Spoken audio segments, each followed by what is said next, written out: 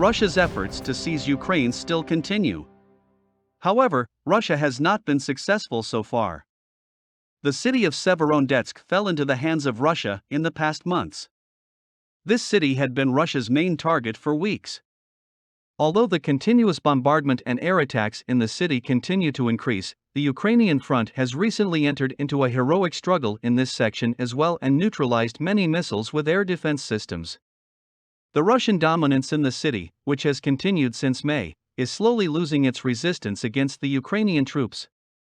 Aid from the USA and the West continues to change the course of the war.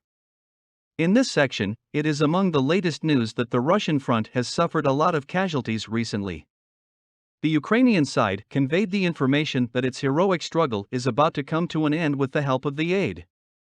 In this strategically important city, it is seen that the Russian army has done serious damage to the buildings, while the Ukrainian attacks ensure the withdrawal of the Russian armies from this region. Ukrainian President Zelensky said in a statement that losing this region is very difficult emotionally. Emphasizing that he has full confidence in his army and the Ukrainian people in line with the news at the end of the war, Zelensky stated that this region will soon be under their control again. In the statements made by the Russian Foreign Ministry, he brought the Third World War to the agenda. Saying that such an event is a real risk, Sergei Lavrov warned that the West should not underestimate the threat of a nuclear war in Ukraine. Despite these statements by Sergei Lavrov, the West continues to provide ammunition and weapons to Ukraine. Expressing that they are very determined on this issue, the European media did not hesitate to say that Ukraine's heroic struggle will continue until the end and that they stand by Ukraine. With these statements, it is clearly seen that the results of the aid to Ukraine in the regions where the course of the war has changed. The response from the Ukrainian front to the nuclear weapons threat made by the Russian Foreign Ministry was not delayed. Ukrainian Foreign Minister Kuleba emphasized that Russia wants to block aid from the West by using the threat of nuclear weapons. In his speech, Kuleba also said that these statements of Russia stemmed from realizing that it was defeated in Ukraine. After these statements, Ukraine clearly showed that it defeated the Russian front in the field of diplomacy as well as in the front. Lavrov declared that NATO's arms aid to Ukraine should be terminated as soon as possible. He said these weapons are a legitimate target for the Russian military.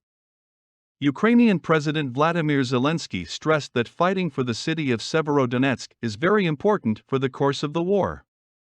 Stating that they are in a relentless struggle with the Russian army in this region, Zelensky emphasized that they are ready to take this region under Ukrainian rule again very soon. Mentioning the strategic importance of this region, Zelensky emphasized that this region is a great opportunity to seize the eastern part of the country.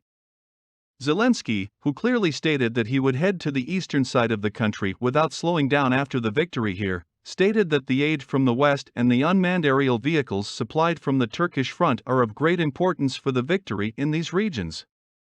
In his statements, Vladimir Zelensky stated that they are in fierce conflict with Russian and separatist forces in industrial areas and that the Russian front inflicted great casualties in these regions. Zelensky, who said that in many ways the fate of Donbass is determined there, explained that he trusts his soldiers and that they are fighting heroically against the Russian forces in these regions. After these statements, the governor of the Luhansk region, Serhiy Haidai, stated that the Ukrainian forces responded very decisively to the bombardments and air attacks of Russia, and the Russian army was repelled there. It is reported that the air attacks of Russian planes in these regions, where the war continues very hot, caused destruction in the buildings. In his statement, Haidai stated that the Ukrainian forces also took an active role in the outskirts of the city, and they did not allow Russian soldiers to approach these areas. However, Haidai said that the war here continues in the form of a hot conflict. The war continues, and as long as the war continues, we will continue to defend Severodonetsk, he added. Stating that they will not allow the Russians to completely take control of the city, the governor said that the heroic Ukrainian army will defend this region and will not allow the Russian militias to pass. In the statement made by Russia, it was claimed that the Ukrainian army suffered losses in terms of military, weapons and equipment. After these mutual statements, it is seen that the war continues intensely in this region. At the end of March, the focus of the war had shifted eastward after Russian forces withdrew from the Ukrainian capital, Kiev, after the struggle they faced. Along with these statements, United Nations Secretary-General Antonio Guterres announced that the effects of Russia's occupation on the world will increase day by day and 1.6 billion people will be affected by this situation. Emphasizing that no concessions will be made against Russia, United Nations Secretary-General Guterres emphasized that they will continue to support the Ukrainian government. He underlined that this determined stance of the West also demoralized the Russian front. In its statements, the Russian Foreign Ministry openly declared that the help of the West had changed the course of the war. He emphasized that the end of the war was delayed as long as the aid continued to arrive.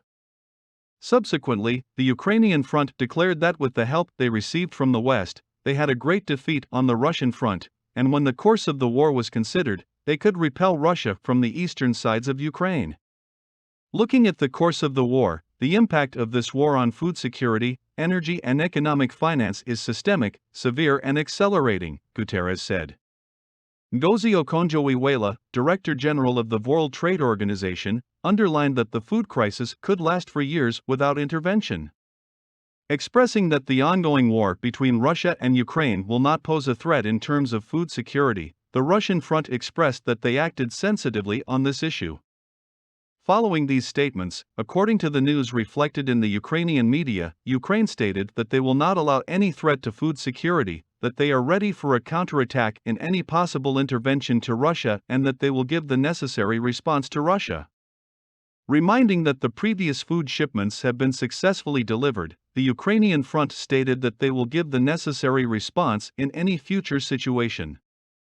As it is understood after these statements from the Ukrainian front, Ukraine will continue its heroic resistance against Russia. In extraordinary situations, it is clearly seen that the Ukrainian front is also prepared for any kind of attack, with the effect of the aid received. It was a great morale for the people of Ukraine that the Kiev region of Ukraine again moved to the Ukrainian front.